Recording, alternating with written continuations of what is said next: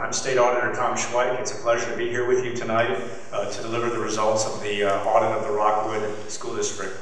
I have here with me Chris Vedder, if you'll raise your hand, who is the audit manager, and Stephen Ray, the auditor in charge, and also have come from Jefferson City, Harry Otto, Deputy State Auditor. I wanted to talk a little bit about the structure of the meeting first, and then I'll go directly into the audit release. What I'm going to do today is basically summarize the results of the audit you have in front of you, and I will then take any questions you have after that. As you know, the reason why we did this audit, there's a couple of reasons. First of all, a couple of years ago, the legislature gave the state auditor unlimited authority to audit school districts, and since being elected auditor, I've made auditing school districts my top priority. And we have audited the St. Louis, we're auditing the St. Louis City Schools right now, Kansas City Schools, Springfield, and Rockwood, of course, is the third largest school district in the state, so I wanted to make sure we audited the 4 top school districts. Of course, we also received information that people saw in the media about some issues that people wanted audited, so it all made sense to come in here and do this audit. This particular audit was conducted pursuant to Section 29 of the Missouri statutes, which allows the auditor to audit school districts and their finances. We audited the year ending, the fiscal year ending June 30th, 2012, but as is typical, while we focus on one particular fiscal year in our audits, and that's the way we always do it, we do look back further if issues warrant, and we also look forward if that's necessary. The field work in this audit was initiated on July 9th, 2012. It was completed December 28th. We did our exit with the school district on February 12th, and then we're here today to present the audit results. We spent about 2,000 hours on this audit. Had we charged the school district for it, which we're not, it would have been about $70,000 in Missouri taxpayer money that went into doing this audit. We put our top team on it because it's such an important audit. When you're dealing with schools and children, and so many children that go to the school district, we thought we wanted to have our best and most experienced auditors on it. Our audits are not designed to get involved in politics, to settle scores between people, to embarrass anybody. Our audits are very simple. My job as the state auditor is to make sure that taxpayer resources are being spent in accordance with the law, in accordance with school district policies, in accordance with sound management practices, and in accordance with sound accounting principles, and that's all we do. And what we're going to deliver tonight are the results of those findings. We have a grading system that we use in the Missouri State Auditor's Office. It's very similar to a system that would be used in a school district. We give the district either an excellent, a good, a fair, or a poor. In this case, we gave the district a fair rating, which means that we found several findings that require management's immediate attention, but we did not find any fraud, any criminal conduct, or the very serious violations that would result in a poor rating. And that's an important factor because there were a lot of allegations that flew around, and I want to make sure that everybody understands that while we do have serious issues that we found with the district, we did not find any misconduct that rises to the level of a serious legal infraction. I want to talk now about the specific findings. I'll go through them one by one. In summary, I will not cover everything that's in the audit, or we'll be here for a long time. My presentation will last probably about 15 minutes, and then I'm happy to answer any questions, and you can look in the actual audit report for the rest of the details. If you look at finding number 1, it relates to program management services. This and conflicts of interest. This was the most serious finding, which is why we put it first in the audit report. It's been widely publicized that the program management company used by Rockwood School District, Glenn Construction Company, had been paid about $11.1 million relative to 4 bond issues. Our finding in this area is very simple. First of all, we found that $1.2 million in the fees that were paid to this company were for projects that were not itemized in the original scope of work, without modifying the existing contract or entering into a new contract. And we believe these to be overpayments to this construction company. And I'm going to simplify it a little bit, but basically what happened is if there was a bond issue, so for example, the bond issue I think was for 2010 was $55 million, a certain amount was allocated to construction, and in that case it was $32 million or so that was allocated. And then a fee is calculated based on the amount allocated for construction. So in this case, it was 7% that was agreed to with the management company, and that would work out to about $2.2 million. The problem was that if not all the money, and those payments were allocated over 30 months. So they would take the amount allocated for construction, Multiply that by 7% and allocate that over 30 months. The problem was that if the construction costs came in below the $32 million, they were still paid the entire fee. And in fact, additional work was then authorized to utilize the remaining funds, and fees were added to that as well. Now, the contracts are ambiguous, but it does appear that there was double payment for some of the work to the amount of $1.2 million over the 4 bond issues. And we consider that a serious finding, and we hope that that will be corrected in contracts going forward. There were also issues with change orders, significant issues that we outline in detail in the audit. Generally, when a construction contract is let, say for building a new school or a new classroom or whatever it might be, there are some change orders that are expected. You get in there, you start to do the work, things are a little different than you expected, and you'll issue a change order.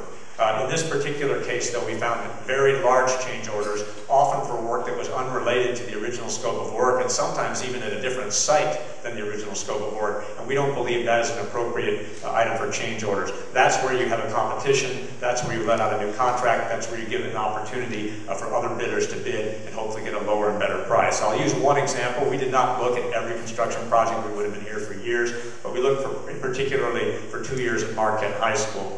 That particular situation, there were 36 change orders from 2010 to 2012, totaling $1.822 million, representing 32% of the total contract amount. So, for example, the district entered into a contract for $3.380 million to construct additional classrooms and library renovations, and then approved 13 change orders for $437,000. Similarly, the district entered into a contract for $1.137 million to construct a new field house and in addition to a weight room, and then approved 13 change orders for $113,000. The district entered into a contract for $731,000 to complete upgrades at the school, and the very same day approved a change order for $36,000 at a different school, the Chesterfield Elementary School. And that was clearly a new project that we believe, under normal construction practices, should have been bid out. There should have been an opportunity for competition and an opportunity for lower costs. They entered into a contract for $326,000, for example, in interior stairs, and then approved 3 change orders for $287,000, almost 80% of the original contract price. And then there are several others that we outlined there. We also found that 2 of the contracts issued for Marquette High School renovations paid for with 2010 bond issue proceeds. The new work was considered continuing work from the 2008 bond issue, so they were mixing the 2 construction projects as well, and then there were over $1 million of change orders in that particular one, too, without any bids. What we learned from this is that when you issue change orders, and we see this in many audits that we do, the change orders should be for minor items that are very closely related to the original scope of work. And what was happening here is very large change orders were issued that were very different than the original scope of work. And under sound practices and under state law, those should have been bid out separately. There should have been an opportunity for other contractors to come in and offer a lower price. Competition yields better price, and we think there could have been some significant money saved. So we have 2 findings so far that I've talked about. One is we believe there was a $1.2 million overpayment made to the company that was managing the construction, and then we also believe there were millions of dollars in change orders issued that should have been competed out. Third thing I want to talk about is the conflict of interest. That got a lot of attention in the media. There was a board member. By the way, I do not come here to call anybody to the mat, or I'm not even going to mention anybody's name, but what we did see was there was a board member who was appointed to fill a board vacancy in May 2010 and later elected to the board. At the time of the appointment, he was also an active employee of the Glen Construction Company, which he did fully disclose to the board and properly disclose to the board. However, he did vote to approve change orders, and that meant more money going to his company. In particular, he voted for 12 projects approved from January 2011 to June 2012, totaling $2.7 million and generating $189,265 worth of fees to his company. And we think, first of all, most of that work should have been solicited for new bids, but the most important issue was the conflict of interest. Under Section 105 of the Missouri statutes, an elected official of a political subdivision may not perform services for any person, firm, or corporation for compensation other than the compensation provided for the performance of their official duties. In this particular case, we believe that by approving change orders, which he knew would result in fees to his company, that was a violation of that law. couple of other issues we found. There were some change orders for which we could not find documentation at all, and I'll talk about that a little more in a minute. We had a couple of issues also with failure to retain proposal documentation or scorecards from the bid evaluation committee.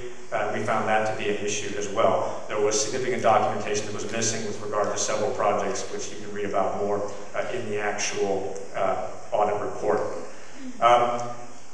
I think that it's important to remember that there's no criminal violation here. These are conflicts of interest that we find problematic, but we're hopeful that the district will implement the changes that we've recommended in the report in order to have any problems obviated.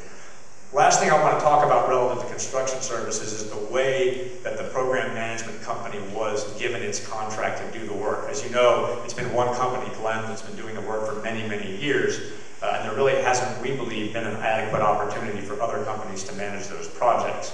So, for example, when solicitations were put out, price was not one of the items that was evaluated. Normally when you do a contract, even for program management services, there's a few areas where you don't have to do that, but for program management, you would expect that a company that's bidding on the contract would tell you what the price is going to be. What happened here is the contract was awarded entirely on the basis of what was said to be qualifications, and the principal qualification was, are you familiar with the district? Now think about that. If somebody's bidding to manage a construction project and they don't have to tell you their price, all they have to have is qualifications, and the principal qualifications, whether you've done previous work for the school, it's almost always going to go to the same company without adequate competition.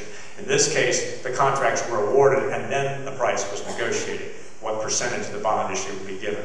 And then, as I pointed out, then they agreed, for example, to do a 7% fee, and as a result of these change orders, the effective rate was more like 8%. So we found that to be problematic as well.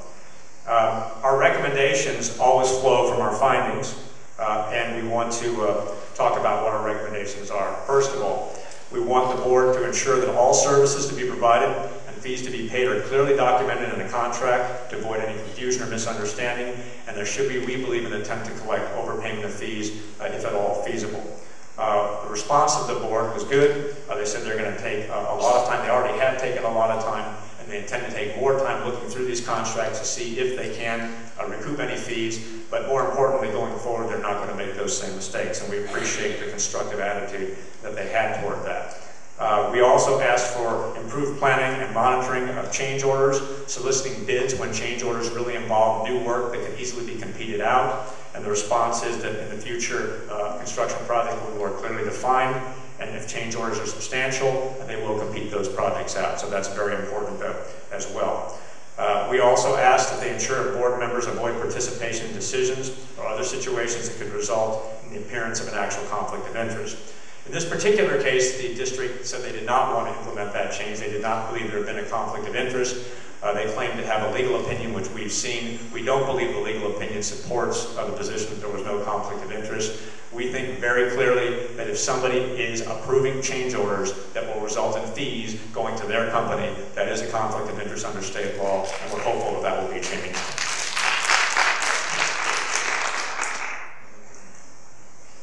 We also think that it would be better when you're retaining a construction management firm to know what their price is up front.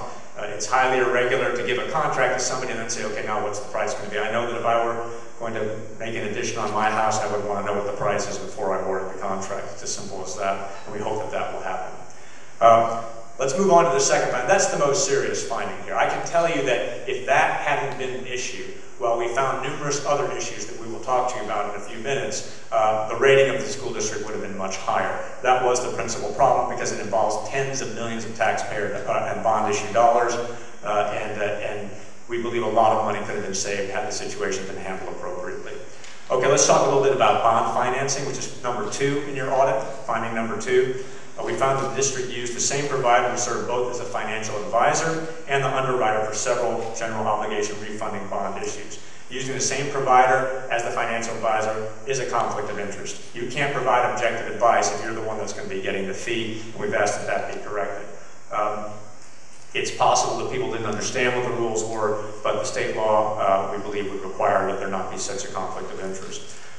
We also found that the district used a negotiated sale instead of a competitive sale of bonds. That is allowable under state law, but we've done a lot of audits of bond issues, and generally when there's competition for the bond issue, the rate that has to be paid is less and the district saves money.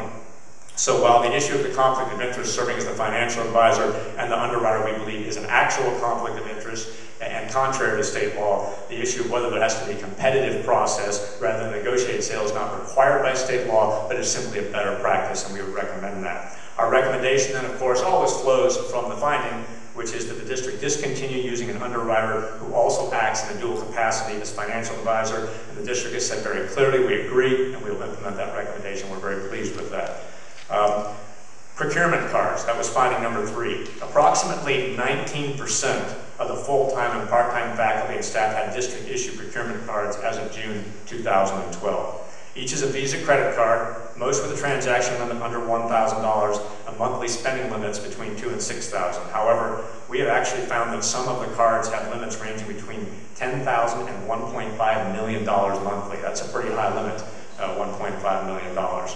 We found that the district had not adequately analyzed which staff really need procurement cards. We found that 34 employees have been issued more than one procurement card, and that the master credit card list is not accurate. You know, there's a lot of potential for mischief when a lot of credit cards are given out to people when there are very high limits. We found a few instances where we believe in order to avoid the limits, there were multiple charges made for the same item that were under the limit, but in aggregate were above the limit, and we're hopeful that that situation will be corrected. We also found 33 instances where month-end credit card balances exceeded the monthly credit limit, and those all we believe need to be fixed. Our recommendation, evaluate the need for each procurement card carefully, periodically evaluate credit card limits, and retain documentations of approvals for purchases exceeding those limits, which were not always there. Again, we're very pleased the school district recognizes this as a problem, and they've agreed to fully implement this recommendation. Next, I want to talk a little bit about other procurement procedures. We talked a little bit about construction projects. Now we'll talk about other procurement. Professional services in this district are frequently obtained without the benefit of competitive bidding. It's similar to what we found with construction services. District Purchasing Policy 3170 requires written bids for all goods and services costing between $1,000 and $7,500, and actually requires sealed bids for procurements that are over the $7,500 threshold. The district has used the same law firm and auditing firm without soliciting proposals since 2005. The initial contracts were for 3 years, but we keep extending them. And we're talking about paying, $134,000 a year for some of these contracts, so it's a significant expenditure. Those are not required to be competitively bid, but again, I was a lawyer in private practice before I became state auditor, and I competed for every case I got, even in situations where I had won case after case after case for a client. They competed out the legal services, and I'll tell you, I did lower my fees when I was in competition. Competition results in lower costs, and we recommend that that occur. That's the way it happens in the private sector. We believe that's the way it should happen in the public sector as well. Then there was a more serious problem where the district hired 2 former colleagues of the superintendent without soliciting proposals as consultants to review employee positions.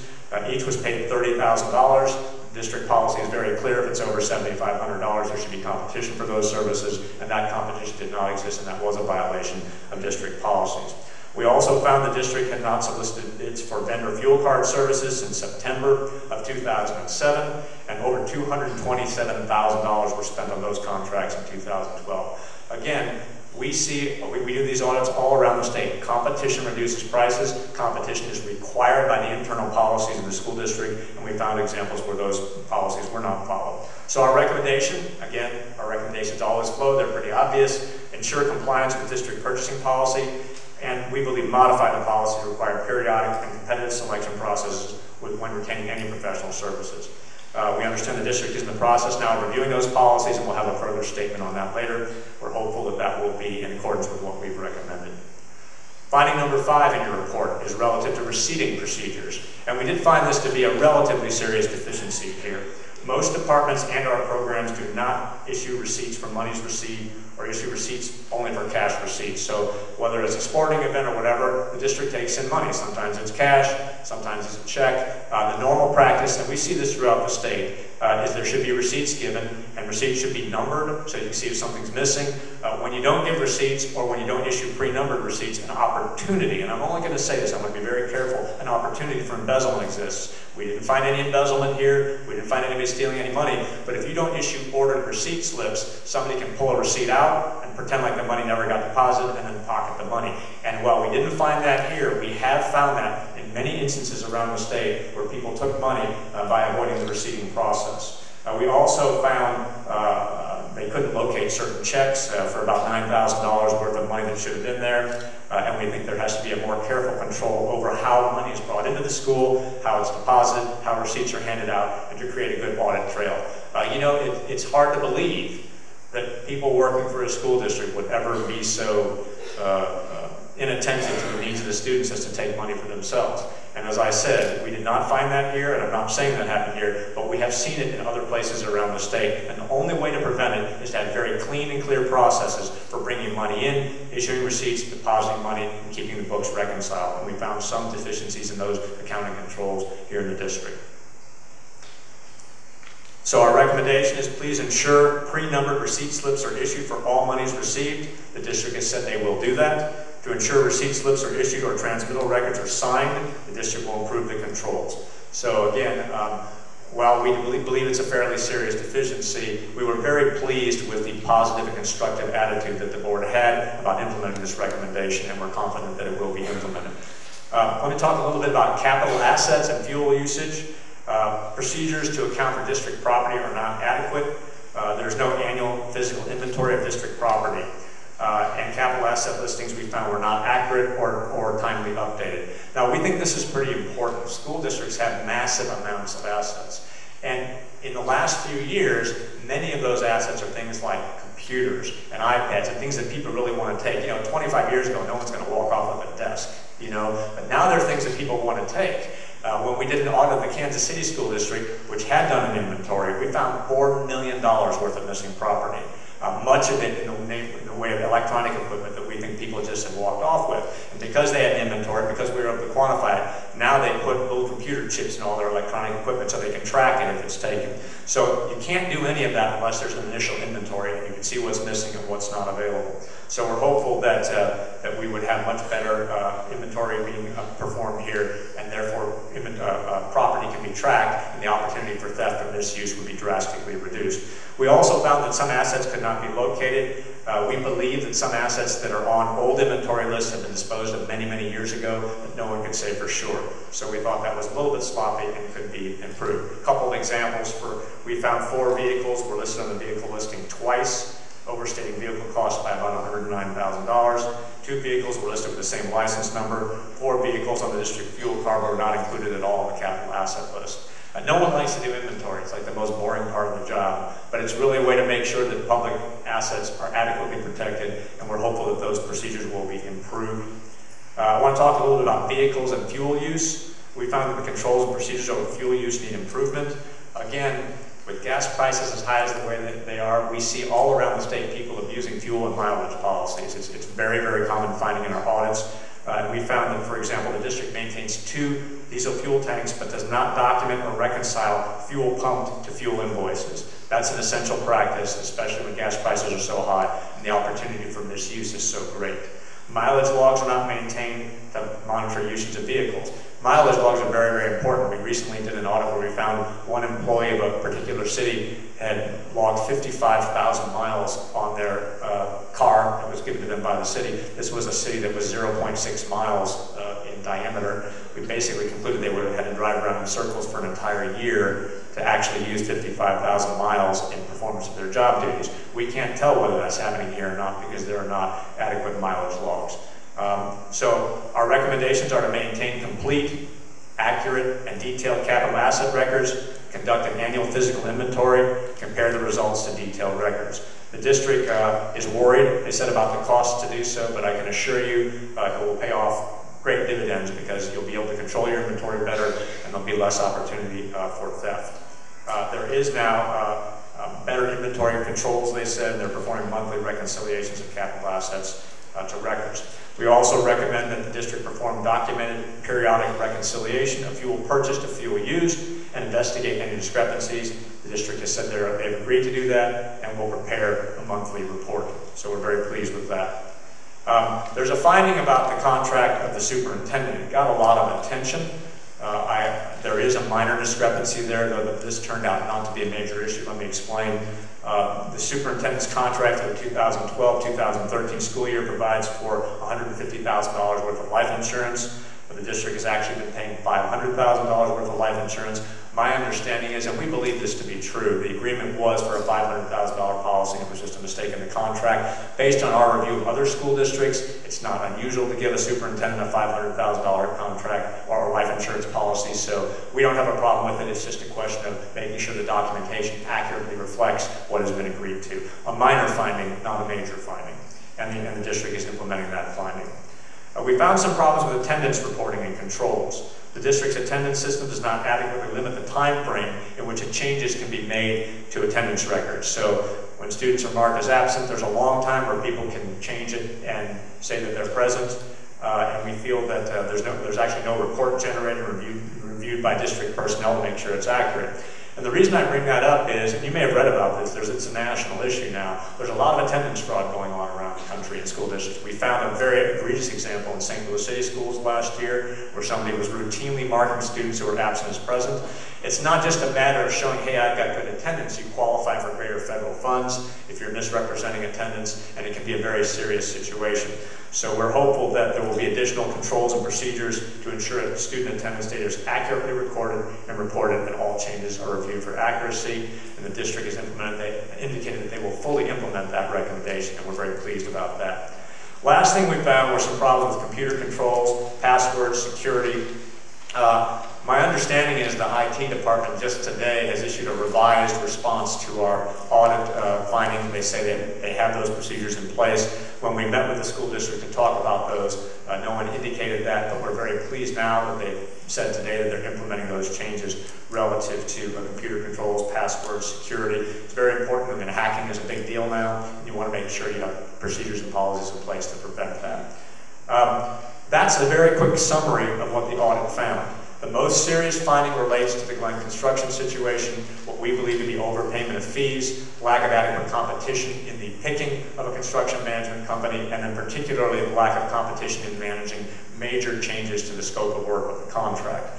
We believe that if those changes are implemented, millions of dollars could be saved. Now, my process for audits is, this is something we implemented just a couple of years ago in the auditor's office, is that when we have findings like this, we ask for a response from the board. The board was very responsive and indicated they'd implement almost all the recommendations. We're going to come back and send an audit follow-up team in 90, 100 days or so to get a status report, and we will be very pleased to issue that status report to everybody so you can see what the progress is in implementing these recommendations. I thank you for your time. I'm happy to answer any questions. Thank you.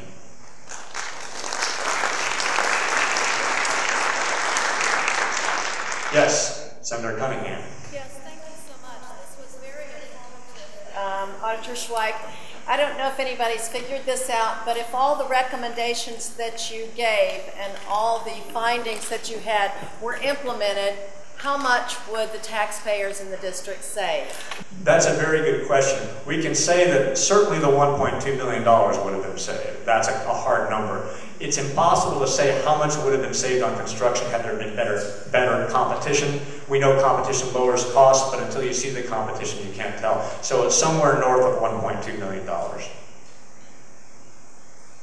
Other questions? Well, I thank you for your time. Oh, yes, sure. First, before I give you my question, I want to thank you on behalf of the citizens that all reached out to you. Your office has been extremely receptive to all of our needs. Took every phone call. I heard from numerous citizens who had contacted Chris better. So my compliments to your office. I really appreciate all three of you. Mr. Otto, I didn't miss me to feel longer. Thank you very much. I appreciate that. I want to say we thought the group of citizens who were concerned had very legitimate concerns. We also found that the school district management was also very receptive and very cooperative. You know, sometimes we go into a school district and people are not cooperative at all. They resist everything we do. We did not find that here, and I want to make that point. You know, when I was in the holding room before I came in here, I looked on the wall. It was one of the high school rooms, and it said respect, patience, cooperation, and self-control. That's what you teach your students, and I see a lot of that in this district, so congratulations.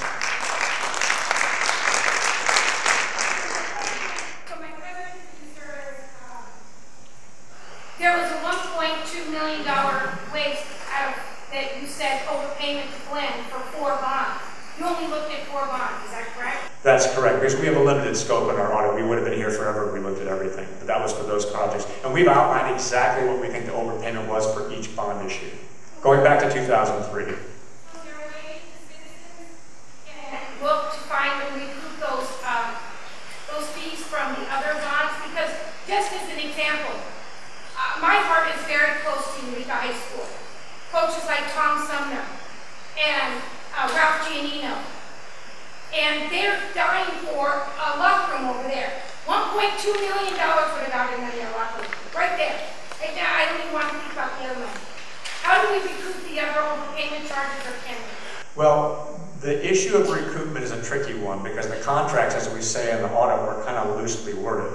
There's no doubt that the company was paid twice, but it's not clear whether the contract was worded tightly enough to recoup the money. That's up to the district and their lawyers to look for. Clearly that won't happen going forward, we know that. The question is whether they can go back. And with respect to all bond issues, we know an analysis is being done, and we'll get a report on that in 90 days.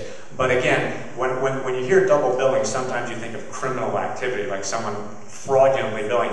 Really, the billing occurred in accordance with the language of the change orders. The problem was they paid for the same, they paid fees on the same money twice, which is a very bad practice, but not a criminal violation. And whether it's a contractual violation is something that the district and its council will have to evaluate. Yes? First of all, there's some pretty basic and some pretty frightening failures here in basic internal controls. I come from a senior business executive background, so I look at it in that being what we would call material weaknesses in internal controls. And I guess, you know, as a taxpayer, I'd like to hear your opinion on who owns these failures. Well, I have to tell you, I don't, my work is designed to present facts to voters and citizens. That's all I do. Well, you can tell from our recommendations we have opinions. We said exactly what we think needs to be done. But what I don't do and don't find constructive is to call individual people to the mat or say you're the problem or you're not the problem. This is an issue for the school district and the people who are have their kids in those schools to work out. I presented what I think is a very thorough analysis of what's wrong. What's most important to me is to see the problems are corrected. And as long as those problems are corrected in 90 days, I'm not going to worry about where the blame lies. And I wasn't looking for individuals, I was looking for what levels of the governance structure should we be looking to as taxpayers to get this stuff fixed? Who's accountable?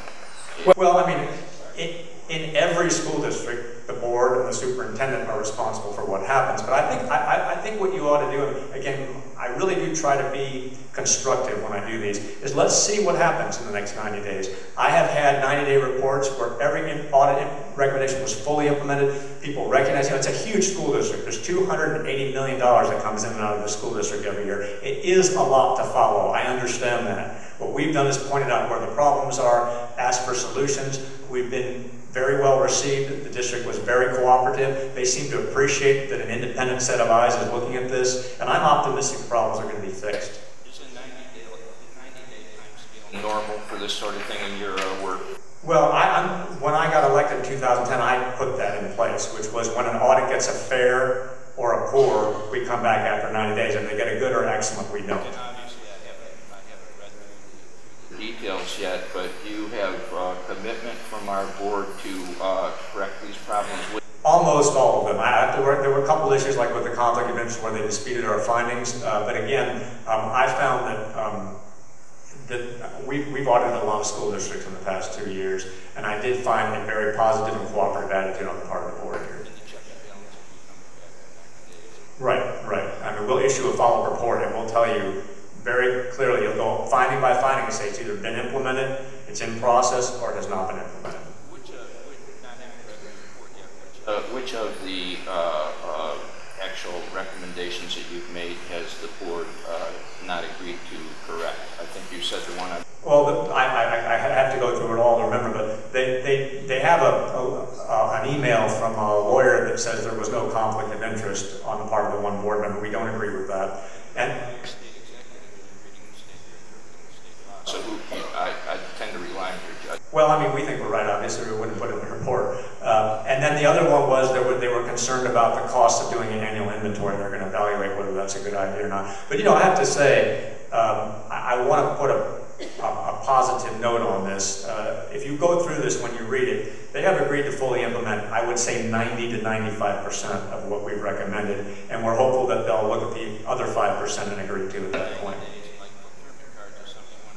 Right. Well, some of these you'll see, sir, that some of the recommendations already have been implemented. I mean, as soon as they learned what we were finding, they started making some changes, and we're pleased with that. Last part of my question sure. is, given the noted violations of state law, quote unquote, that are in this report, is the district now exposed to civil suits, for instance, class action or otherwise? Well, again, I'm not going to render any sort of a legal opinion. What I can tell you is we didn't find a violation of any criminal law. And the violations we found were administrative in nature. I don't think it's appropriate for me to talk about whether there are legal causes of action that people can bring or not. But I mean, and the chance of legal action would be increased if corrective action wasn't explicitly agreed to by the board, I presume. Well, yeah. I mean, if you have a contract violation and it continues on and on, there's greater exposure. That's just as a matter of law. But again, I really want to loop back and say I believe these audit recommendations are going to be implemented. We've had very constructive conversations with the people here in the room. Thank you for your work. Thank you. Yes. I appreciate too this audit being done, and I know Eileen's group worked hard to get this. I'm pretty shocked by the things we're hearing for such the largest district in the county, the funds that come in, and to me it just seemed overwhelmingly sloppy. Having a big admin staff with a director and a super of everything, I found it pretty shocking. Where does a taxpayer going to have confidence down the line that they don't fall back on these habits again? Do you recommend an independent audit every 2 years? Do districts do that? Well, there is an auditor, but we do a broader audit. We do what's called a performance audit, not just a financial statement audit. And here's the way it works. We issue the audit report. We'll come back in 90 days. If you're worried for some reason that it's getting bad again, this school district won't be on the audit plan for quite some time. So there's a process that many of the school district audits we do of getting a petition to the voters. If you're really unhappy with the results, say a year or two down the road, you go out and you get the signatures, and by law, then we have to come back. That's the recourse you have. What would school districts, as far as they do an independent audit, getting an outside firm, would that be recommended for a situation like this every couple of years? That's something the board will have to. I mean, there already is an independent audit, but it's not as broad as the kind of audit that we do. Because it seems like there's a lot of financial issues that aren't being watched over. I know you didn't find anything, but there's so much lack of paperwork. You're not certain if funds were lost or wasted, etc. I don't have a lot of confidence things are going to change. Well, what I would recommend you do, sir, if you don't have confidence, is let's see what happens in 90 days. Then you'll have another data point. I'm optimistic, I have to tell you, because I issue 150 audits a year, and some people really don't want to change, and some people really do. My sense is they really do here. But let's see what happens in 90 days, and if you're still unhappy, there's other recourse that I described to you.